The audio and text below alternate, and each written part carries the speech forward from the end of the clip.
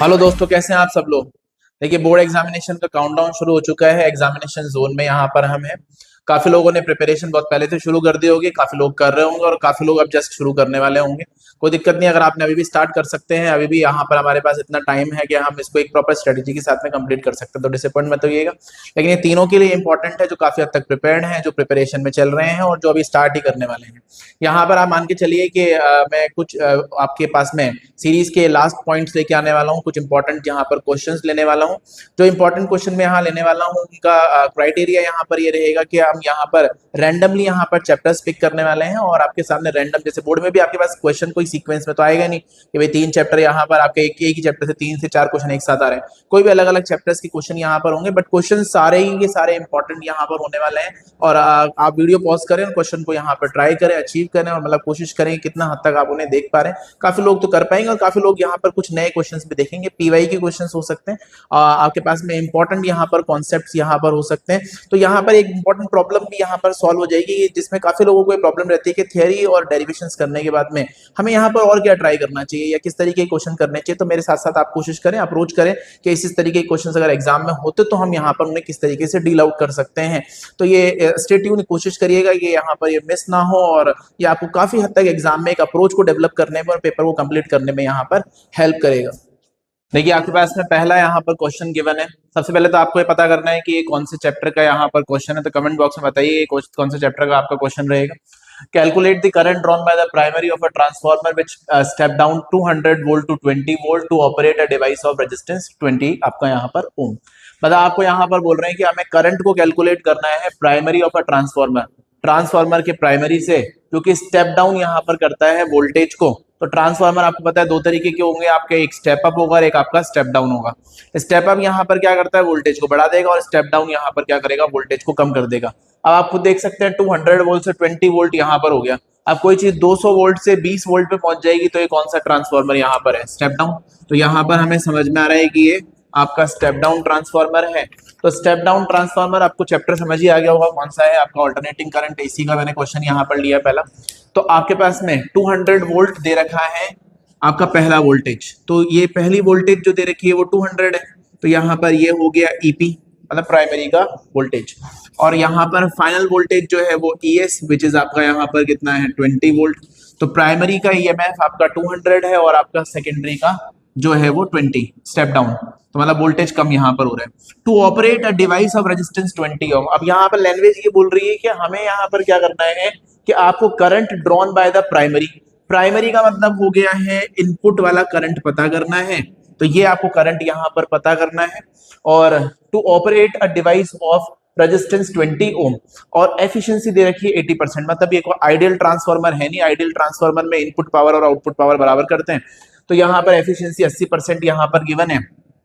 तो बोल रहे हैं कि हमें यहाँ पर एफिशिएंसी गिवन है 80% और आपको यहाँ पर इनपुट का यहाँ पर करंट कैलकुलेट करना है। लेकिन to operate a device of resistance 20 ohm, इसका मतलब यहाँ पर क्या है कि मेरे पास में यहाँ पर ये 20 वोल्ट का जो आपको यहाँ पर पोटेंशियल दिख रहा है, इसके अबाउट एक रेजिस्टेंस को ऑपरेट करना है विच इज 20 ओम। तो सेकेंडरी का रेजिस्टेंस यहाँ पर आपको दे रखा है, सेकेंडरी की वोल्टेज दे रखी है, इससे सेकेंडरी का करंट निकल जाएगा ES डिवाइडेड बाय आपका यहाँ पर कितना है RS। अब ES की वैल्यू यहाँ पर कितनी है 20 और डिवाइड बाय यहाँ पर कितना है 20, काटने पे आंसर कितना आ जाएगा आपके पास में 1 एम्पियर। इसका मतलब सेकेंडरी के करंट का पता कर लिया। To operate a device of resistance 20, मतलब हमें यहाँ पर 20 ओम के रेजिस्टेंस के साथ में ऑपरेट करना था। तो हमें EMF पहले से पता था, रेजिस्टेंस पता था, 20/20 दैट इज 1 एम्पियर। एफिशिएंसी आपके पास 80% है। अब एफिशिएंसी का तो भाई दुनिया में एक ही फॉर्मूला है, आपको कोई सी भी एफिशिएंसी पूछा जाए, पावर पूछता है, करंट पूछता है, यहाँ वर्क पूछता है, एक ही फॉर्मूला है, output to the input. But याद रखिएगा आउटपुट टू द इनपुट में जो नाम लिया उसी की एफिशिएंसी यहाँ पर लिखनी है। तो ये पावर दे रखा है, तो हम बोलेंगे यहाँ पर output power to the input power. मैंने बोला efficiency output to the input, तो output power to the input power. अब आउटपुट पावर को आप यहाँ पर कैसे लिखेंगे, तो ये यहाँ पर ऐसा आ जाएगा, आउटपुट मतलब जो सेकेंडरी में हमें मिल रहा है। तो ये हो गया है ES IS। अब ये क्या नई चीज आ गई, पावर का फॉर्मूला आपको यहाँ पर पता ही है, वी आई होता है, तो मैंने यहाँ पर उसको ऐसा ई आई सा लिख दिया है। ईएमएफ जो इंड्यूस हुआ था तो पावर वी आई, उसकी जगह ई आई।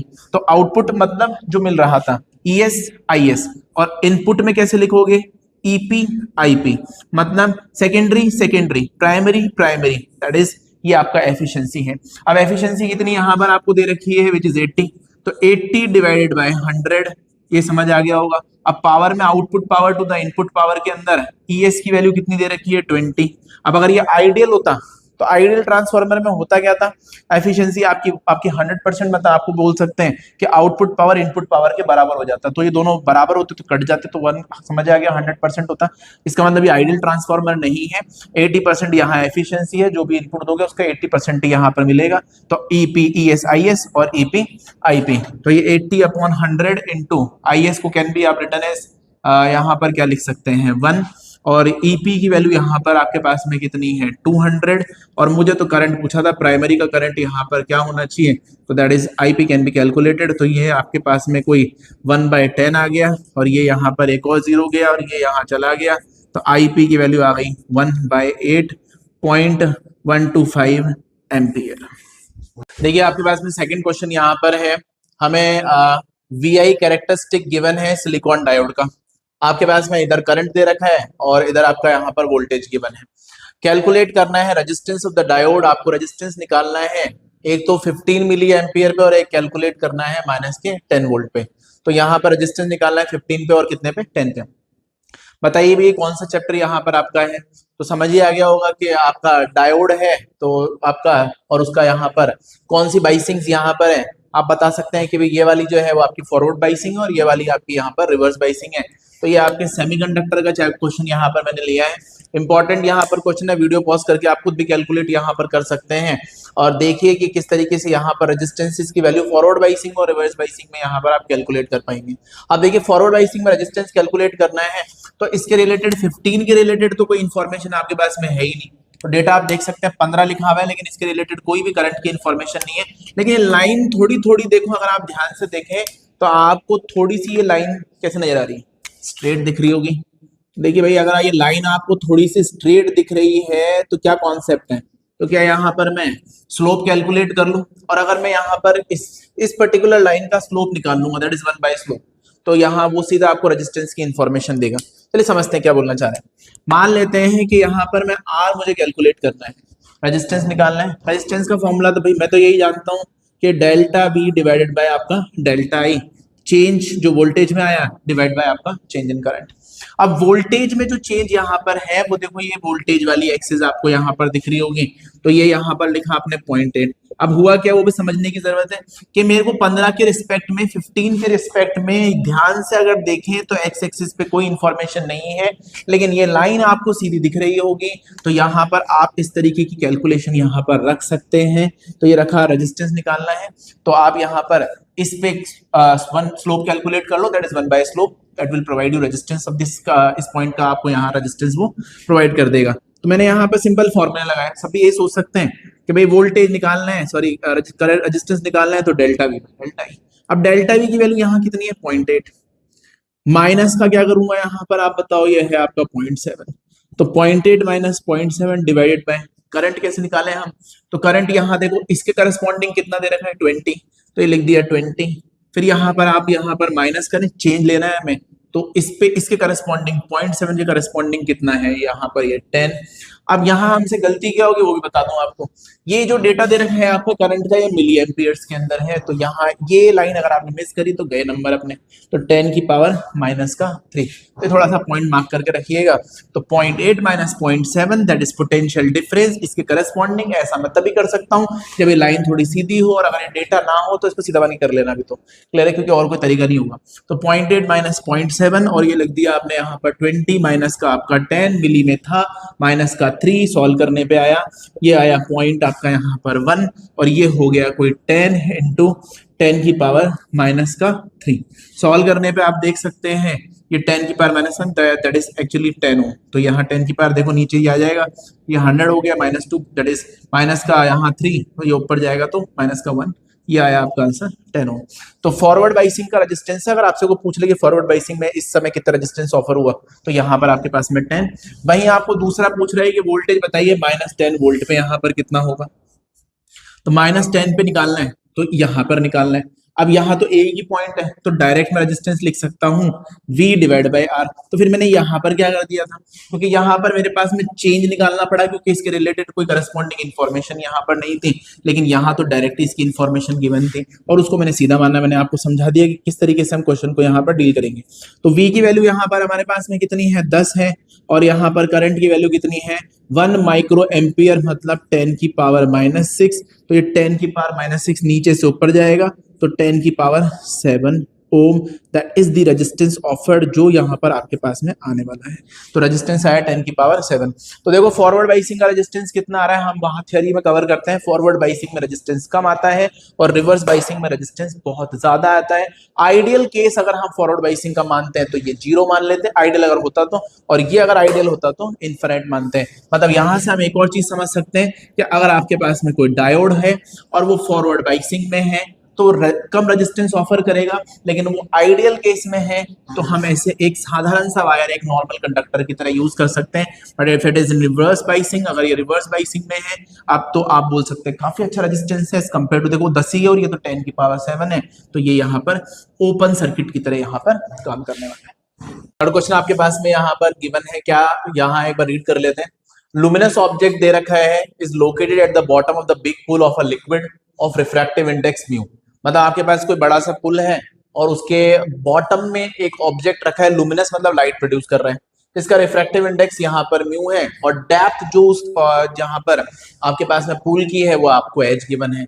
ऑब्जेक्ट जो यहाँ पर है एमिट करता है लाइट को अपवर्ड डायरेक्शन में, मतलब सब तरह से फेंकेगा लाइट, तो so that the circle of a light is formed at the surface of the liquid, जिससे लाइट का यहाँ पर एक सर्कल सा यहाँ पर बन जाएगा लिक्विड के सरफेस पे, जहां से कि लाइट रे बाहर आ सकती है। आपको बताना है कि उस सर्कल के आगे what happened to the ray beyond a circle, circle के आगे यहाँ क्या होगा, और find the radius and the area of the circle. Radius calculate करना है और सर्कल का एरिया कैलकुलेट करना है। तो पहला क्वेश्चन तो ये है कि अगर मान लेते हैं एग्जाम में हमसे ऐसा क्वेश्चन पूछ लिया गया तो ये कौन से चैप्टर का है और ये टॉपिक यहाँ पर क्या है, कमेंट बॉक्स में आप बता सकते हैं।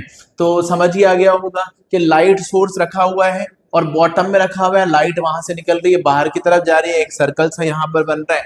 तो चैप्टर आपको समझ आ गया रे ऑप्टिक्स आपका, तो यहाँ पर ऑप्टिक्स वाले चैप्टर से यहाँ पर है और कॉन्सेप्ट जो है वो आपका TIR का समझ आ रहा है। तो मैं बोलूंगा आपको टोटल इंटरनल रिफ्लेक्शन और प्रिज्म के थोड़े से कॉम्बिनेशन जो है वो हमारे लिए थोड़ा इंपॉर्टेंट है, मतलब हमें उस पर ध्यान देने की जरूरत है। अगर आप यहाँ पर TIR और प्रिज्म, तो यहाँ एडिशनल अगर आपके पास और कोई यहाँ स्कोप हो, आप बोल सकते हैं बुक्स वगैरह आप कर रहे हैं तो इनके क्वेश्चन थोड़े और यहाँ पर ट्राई करें, या आपको यहाँ पर एग्जाम में हेल्प कर सकते हैं, मतलब क्वेश्चन मतलब बोलूंगा आपको डायरेक्ट पूछे जा सकते हैं। तो यहाँ स्टार्ट करते हैं, पहले इस क्वेश्चन का कॉन्सेप्ट समझने की कोशिश करते हैं। यहाँ क्या बोलना चाह रहे हैं, ये यहाँ पर ऐसे बोल रहे हैं और ये भी बहुत ही इंपॉर्टेंट क्वेश्चन है, हो सकता है डायरेक्ट पूछ भी लिया जाए, ध्यान रखिएगा, मतलब ऐसे छपा हुआ भी आ सकता है और कितने तरीके से आ सकता है उसके बारे में और बात कर लेंगे। मान लेते हैं आपके पास में बुक पूल यहाँ पर है और इस पूल की जो डेप्थ है वो यहाँ पर कितनी है, h है यहाँ पर, और बीच है बॉटम पे एक कोई लुमिनस ऑब्जेक्ट, मतलब जो लाइट प्रोड्यूस कर रहा है, एक पॉइंट ऑब्जेक्ट जैसा रख दिया।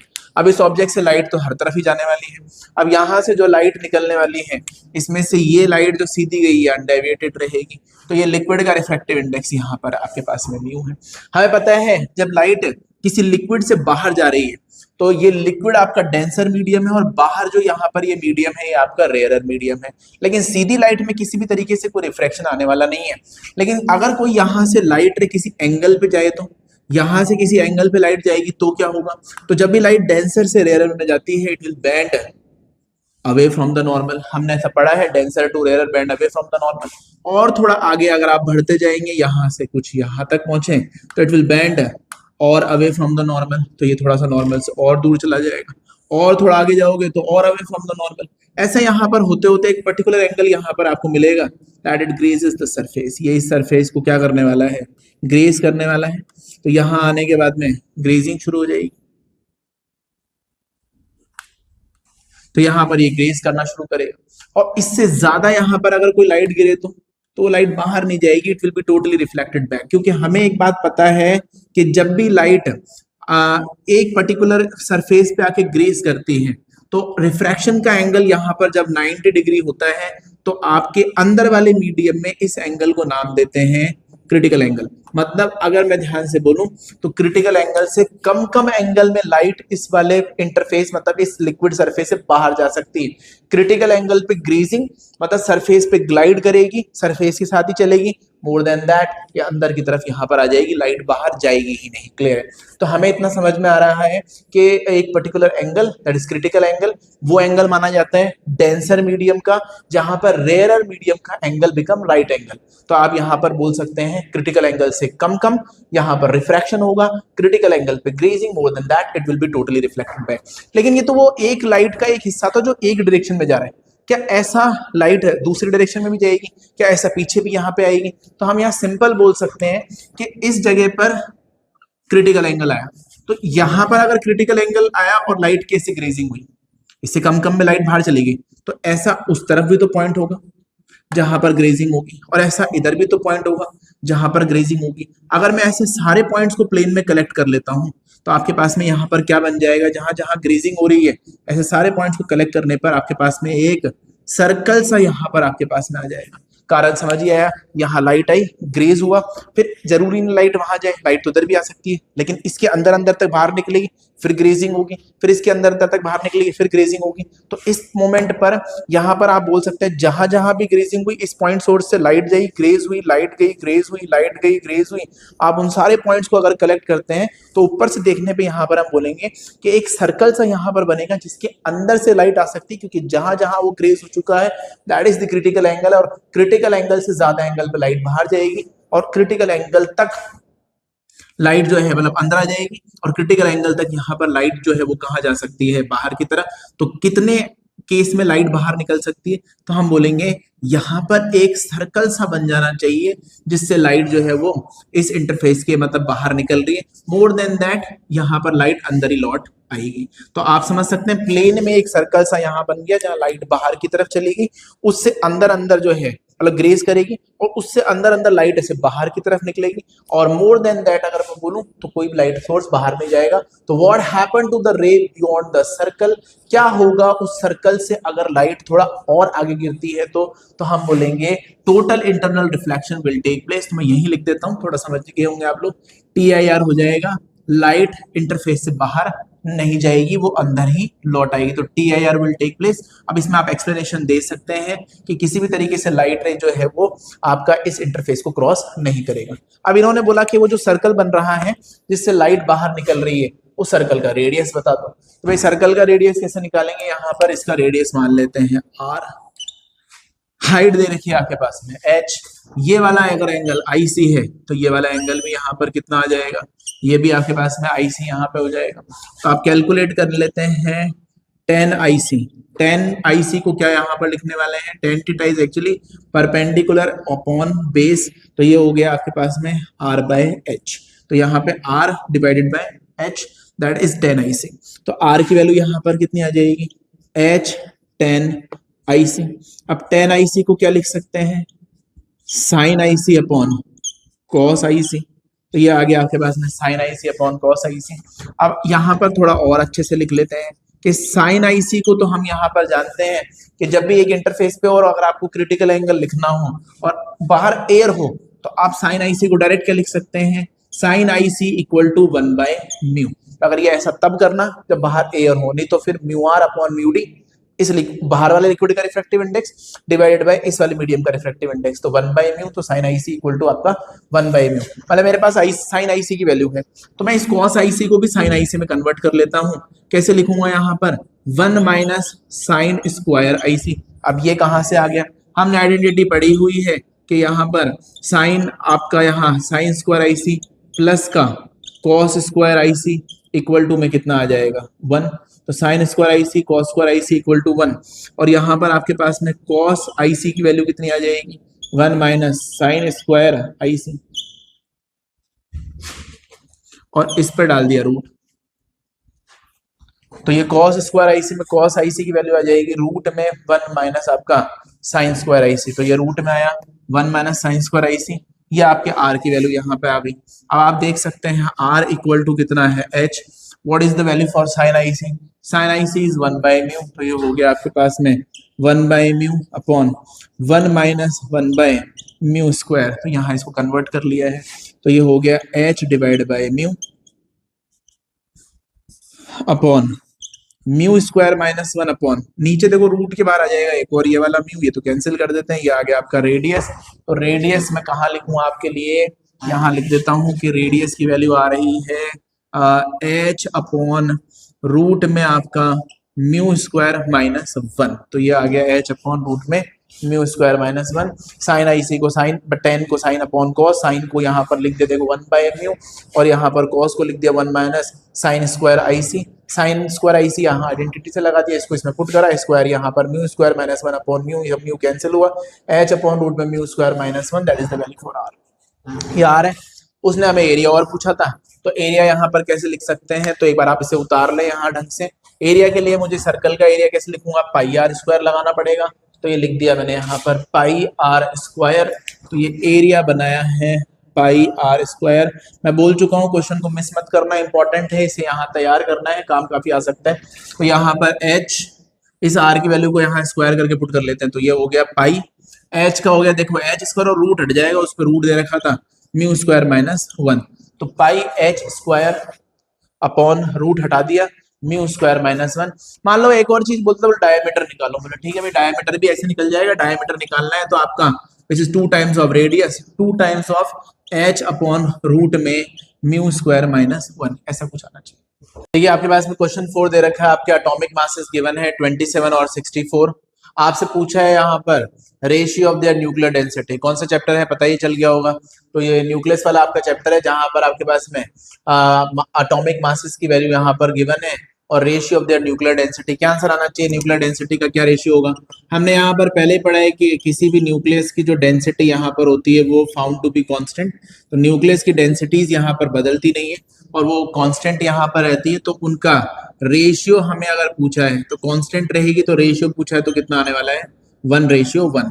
तो याद रखिएगा न्यूक्लियर डेंसिटी जो है वो इंडिपेंडेंट यहाँ पर रहेगी, तो रेशियो की वैल्यू यहाँ 1:1 ही आपको मिल जाएगी। हाँ अगर इसमें मान लो एक और क्वेश्चन पूछ लेता है कि इनके रेडियस का यहाँ पर रेशियो क्या है, तो हम यहाँ पर जानते हैं कि रेडियस जो यहाँ पर आपको मिलता है किसी भी न्यूक्लियस का वो r = r0, मास नंबर की पावर कितना आने वाला है 1/3, तो r = r0 a की पावर 1/3 में r यहाँ पर आपका रेडियस जो है वो आपके न्यूक्लियस का है और एटॉमिक मास जो भी दे रखा है उसकी पावर 1/3 तो ये मास नंबर की पावर 1/3 समझ ही आ गया वो डायरेक्ट।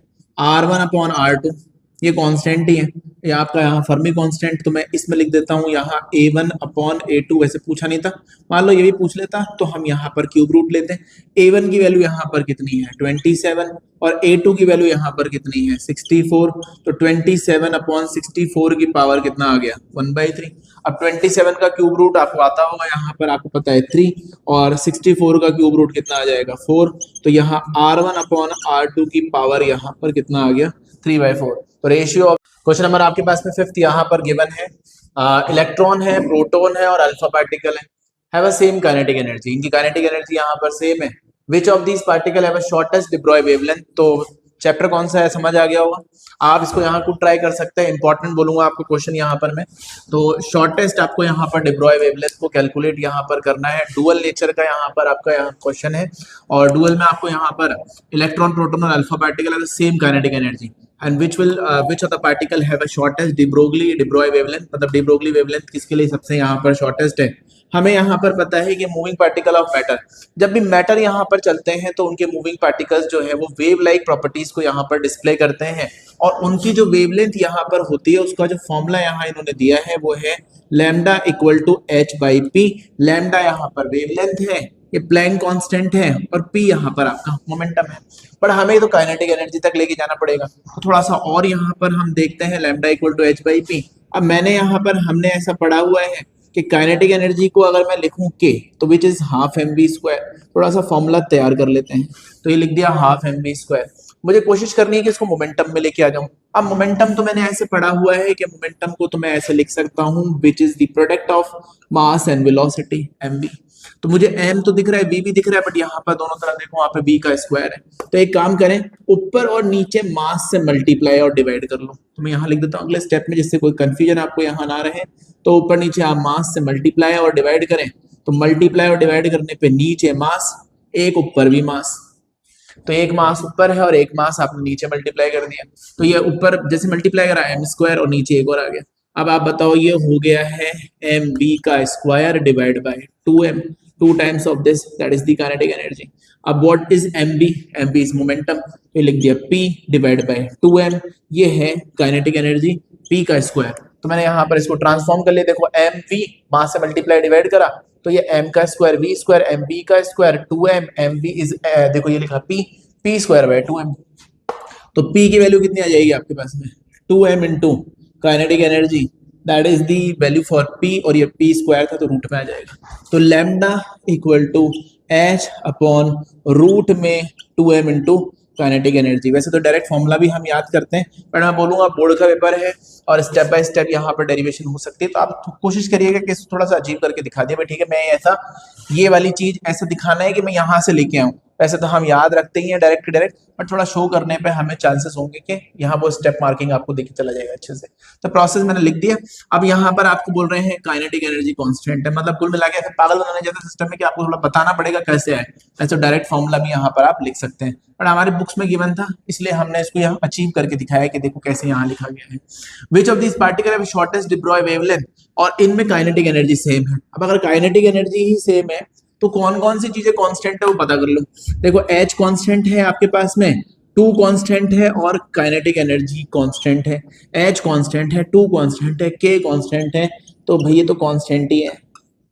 और अगर ये सारे कांस्टेंट है तो फिर आप बताओ लैम्डा आपकी वेवलेंथ किसके प्रोपोर्शनल आ जाएगा? इनवर्सली मास के प्रोपोर्शनल आ रहा है। तो lambda is inversely proportional to आपका यहाँ पर है root m, is inversely proportional to mass, root m के इनवर्सली यहाँ पर आ जाएगा। तो यहाँ पर लैम्डा मास के इनवर्सली है। हमें इतनी सी बात समझ में आ रही है कि मास के यहाँ पर इनवर्सली है, और मास जो है वो इलेक्ट्रॉन का असल में प्रोटॉन से तो बहुत ही कम है। तो इलेक्ट्रॉन का मास प्रोटॉन से 184 आपका यहाँ पर 0 या 2000 टाइम आप यहाँ मतलब अप्रोक्सीमेट, बट काफी कम यहाँ पर बोल सकते हैं। तो इलेक्ट्रॉन जो है वो प्रोटॉन से बहुत हल्का है, और प्रोटॉन जो है वो खुद अल्फा पार्टिकल से यहाँ पर हल्का है। मतलब मास के इनवर्सली है आपकी de Broglie वेवलेंथ यहाँ पर। तो de Broglie वेवलेंथ जो है is inversely proportional to mass. Electron के लिए सबसे कम, सॉरी इलेक्ट्रॉन का मास सबसे ज्यादा, सॉरी इलेक्ट्रॉन का मास जो है वो यहाँ पर जो है वो सबसे कम है, और प्रोटॉन का मास जो है वो ज्यादा है, और सबसे ज्यादा मास जो है वो आपके अल्फा पार्टिकल, बट मास के इनवर्सली है। तो वेवलेंथ का रिलेशन यहाँ पर कैसा आने वाला है? इनवर्सली यहाँ पर होगा सबसे कम वेवलेंथ है अल्फा पार्टिकल की, फिर आपकी प्रोटॉन की है, और सबसे ज्यादा वेवलेंथ है आपके यहाँ पर इलेक्ट्रॉन की। बट क्वेश्चन ने क्या पूछा है उस पर भी ध्यान देने की जरूरत है। उन्होंने हमें बोला है शॉर्टेस्ट वेवलेंथ बताओ भाई शॉर्टेस्ट वेवलेंथ किसकी आएगी? तो इन सब में मास के इनवर्सली थी, तो जिसका मास सबसे ज्यादा उसकी वेवलेंथ सबसे कम। आंसर यहाँ लिख के आना ऐसे अलग करके, उसके नंबर होंगे आपके ऊपर, याद रखिएगा कि shortest de Broglie wavelength is for आपका अल्फा पार्टिकल। क्वेश्चन नंबर आपके पास में 6 आप देख सकते हैं। आपके पास एक कॉन्फ़िगरेशन यहाँ पर गिवन है, चार्जेस रखे हुए हैं Q1, Q2 और Q3। पहला पार्ट यहाँ पर ये पूछ रहे हैं find the potential energy of the system, हमें इस सिस्टम की पोटेंशियल एनर्जी कैलकुलेट करनी है। दूसरा यहाँ पर पार्ट है how much work is required to separate the system, वापस से सिस्टम को तोड़ने के लिए क्या एनर्जी यहाँ पर चाहिए। तो आप देख सकते हैं कौन सा चैप्टर है, समझ ही आ गया होगा आपका पोटेंशियल और कैपेसिटेंस, दैट इज इलेक्ट्रोस्टैट का यहाँ पर एक पार्ट है। आप सेल्फ यहाँ पर ट्राई कर सकते हैं, और ये क्वेश्चन में बोलूंगा सारे इंपॉर्टेंट यहाँ पर आपके पास में। इस क्वेश्चन को सॉल्व करने का सबसे बढ़िया तरीका यहाँ पर ये है, ऐसा मानो कि कोई चार्ज था ही नहीं। आप ऐसा मान लें कि सारे चार्जेस जो है वो कहाँ पर है? इन्फिनिटी पे रखे हुए हैं। अगर सारे चार्जेस जो है वो इन्फिनिटी पे रखे हुए हैं, और पोटेंशियल यहाँ पर पोटेंशियल एनर्जी लिखनी होती है तो उसका फॉर्मूला क्या होता है? मान लेते हैं अगर हमारे पास में 2 चार्जेस रखे हैं और उनके बीच की सेपरेशन अगर r हो, तो 2 चार्जेस और उनके बीच में डिस्टेंस अगर r हो, तो आपको उनकी पोटेंशियल एनर्जी लिखनी है k, पहला वाला चार्ज Q1, दूसरा वाला चार्ज Q2, और डिवाइडेड बाय आपका यहाँ पर r। फॉर्मूला आपके सामने मैंने लिख दिया कि अगर पोटेंशियल एनर्जी पूछता तो k Q1 Q2 divided by r। तो इस सिस्टम को तैयार करने के लिए ऐसा मान लेते हैं कि सारे ही चार्जेस पहले समझने के लिए जो है वो कहाँ रखे हुए हैं? इन्फिनिटी पे है, मतलब यहाँ कुछ भी नहीं है। तो यहाँ ऐसा मानो कोई चार्ज रखा हुआ नहीं है, हमें लाके इस कॉन्फ़िगरेशन को तैयार करना है। सबसे पहला स्टेप यहाँ पर ये कि जब मैं पहले वाले चार्ज को इन्फिनिटी से ला करके यहाँ रखता हूँ Q1, तो बताओ हमें कितना वर्क करना पड़ेगा। तो पहले वाले पार्ट का आंसर लेने की कोशिश कर रहे हैं। सॉल्यूशन यहाँ पर आपके पास में है कि अगर आप इन्फिनिटी से पहले चार्ज को यहाँ लाके रखते हैं तो आपको कितना वर्क करना पड़ेगा। भाई पहले वाले चार्ज को लाके आप यहाँ पर रखोगे तो देखो यहाँ कोई और तो है ही नहीं, देखो एक ही चार्ज है।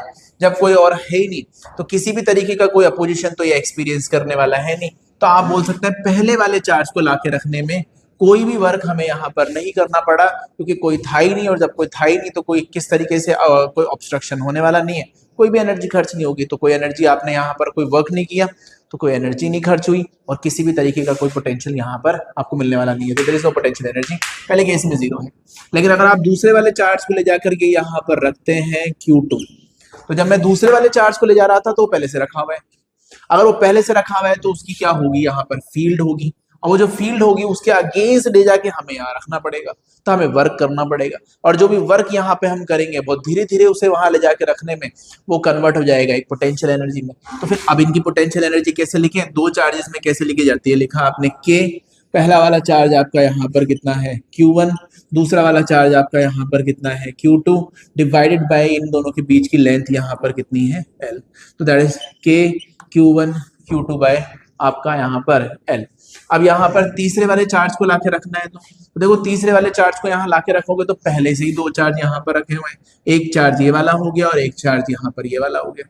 तो तीसरे वाले चार्ज को लाके रखोगे तो पहले से दो बैठे हुए हैं, तो पहले वाले इस वाले को लाके रखते हैं तो ये बैठा हुआ है, तो क्या लिखेंगे आप यहाँ पर प्लस का K, फिर यहाँ पर आ जाएगा Q2, फिर एक और आ जाएगा Q3, डिवाइडेड बाय इन दोनों के बीच का सेपरेशन यहाँ पर कितना L, तो K Q2 Q3 bye L। और उसके लिए कैसे लिखेंगे, तो इसके लिए लिखना पड़ेगा हमें यहाँ पर कैसे K, ये लिख दिया Q1, ये लिख दिया Q3 divided by L। Formula आपके पास में, पहले वाले को लाए जब कोई नहीं था तो जीरो है, दूसरे वाले को लाए तो इसकी interaction K Q1 Q2 divided by आपका यहाँ पर L, और इसको लेकर के आके यहाँ रखा तो K Q2 Q3 bye L, और उसके रिलेटिव क्योंकि वो भी बैठा है तो यहाँ पर लिखा K Q1 Q3 divide by L। तो ये यहाँ पर कुछ इस तरीके से एनर्जी लिखी गई। अब इसमें यहाँ पर एक और पूछ रहे हैं how much work is required to separate the system. अब आप बताओ किसी सिस्टम को बनाने में अगर ये एनर्जी लगी तो इसे तोड़ने में क्या एनर्जी लगने वाली है। तो यहाँ बनने में अगर इतनी एनर्जी लग रही है तो इसे तोड़ने में एनर्जी क्या लगेगी, तो तोड़ने में हमें यहाँ पर एनर्जी लगने वाली है माइनस ऑफ वही एनर्जी जो इसे बनाने में लगी। तो आपको यहाँ पर इसे तोड़ने में एनर्जी लगेगी माइनस का U, तो U डैश वाली जो एनर्जी है बनने में, जो एनर्जी ये पूरी बनने में लगी उसके आगे नेगेटिव साइन लगा देना। मान लो इसको बनने में एनर्जी लगती है 10 जूल, तो तोड़ने में कितनी लगती है भाई, अगर बनने में 10 जूल लगी है तो तोड़ने में -10 लगेगी। तो बनने में ये है तो इसी का नेगेटिव इसके आगे ब्रैकेट लगा के और माइनस साइन लगा दोगे, ये इसको डिसोशिएट करने की एनर्जी यहाँ रहेगी। बट याद रखिएगा अगर इसमें कोई सा भी चार्ज नेगेटिव होता तो वहां आपको उसका नेगेटिव साइन लेके चलना पड़ेगा, क्योंकि पोटेंशियल एनर्जी आपकी स्केलर क्वांटिटी अगर होता तो, अभी ऐसा है नहीं, इसलिए अभी यहाँ पर हम इसे कंप्लीट करते हैं। देखिए अभी पहले पहला जो वीडियो है उसमें 6 क्वेश्चन यहाँ पर आपके कवर किए हैं। फर्स्ट वीडियो था, इंपॉर्टेंट यहाँ पर है क्वेश्चंस के रिलेटेड। अभी आने वाले वीडियोस जो हैं उसमें बहुत सारे क्वेश्चंस यहाँ पे आने वाले हैं और इंपॉर्टेंट क्वेश्चंस आने वाले हैं। साथ साथ आप कवर करते यहाँ पर चले जाए, काफी हद तक जो है हम यहाँ पर प्रिपेयर्ड होंगे और काफी सारे क्वेश्चंस का कॉन्सेप्ट जो है एग्जाम में हमें यहाँ पर किस तरीके से अचीव करना है वो हमें काफी हद तक हेल्प करेगा। बाय।